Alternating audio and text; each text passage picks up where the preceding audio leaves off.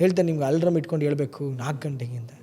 ದೇವ್ರ ಹೇಳ್ತೀನಿ ಯಾವ ಅಲ್ರಮ್ಮು ಬೇಡ, ನೀವು ಯಾವ ಅಲ್ರಮ್ಮು ಬೇಡ.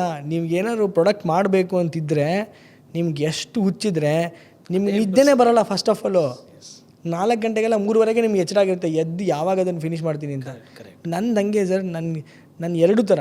ನಾನು 4 ಗಂಟೆಗೂ ಹೇಳ್ತೀನಿ, 3 ಗಂಟೆಗೂ ಹೇಳ್ತೀನಿ, ಬೇಕಾದ್ರೆ 7 ಗಂಟೆಗೂ ಹೇಳ್ತೀನಿ.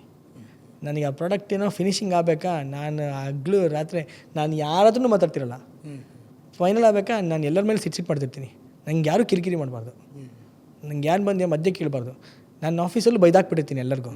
ಏನೋ ಪ್ರಾಡಕ್ಟ್ ಮಾಡ್ತಿರ್ತೀವಿ, ಇವ್ರು ಏನೋ ಸಣ್ಣದೆಲ್ಲ ಬಂದು ಹೇಳಿದ್ರೆ ನಾನು ಎಲ್ಲರಿಗೂ ಬೈದಾಕಿರ್ತೀನಿ. ಅವತ್ತು ಅವ್ರಿಗೂ ಗೊತ್ತಾಗ್ಬಿಟ್ಟಿದೆ ಈಗ ಏನೋ ಮಾತಾಡ್ತಿಲ್ಲ 2 ದಿವಸದಿಂದ ಸುಮ್ಮನಿದ್ದಾರೆ, ಏನೋ ಪ್ರಾಡಕ್ಟ್ ಡೆವಲಪ್ಮೆಂಟಲ್ಲಿದೆ, ನಾವು ಸೈಲೆಂಟಲ್ಲಿರಬೇಕು ಅಂತ. ಸೊ ಅದು ದಟ್ ಈಸ್ ಕಾಲ್ಡ್ ಪ್ಯಾಷನ್. ಅದಿರಬೇಕು. ಅದು ಇಟ್ಕೊಂಡಿದ್ರೆ ದೇವ್ರನ್ನೇ ಬಿಸ್ನೆಸ್ ಮಾಡೋಕ್ಕೆ ಸಕ್ಸಸ್ ಆಗುತ್ತೆ. Boss Vala, B the boss.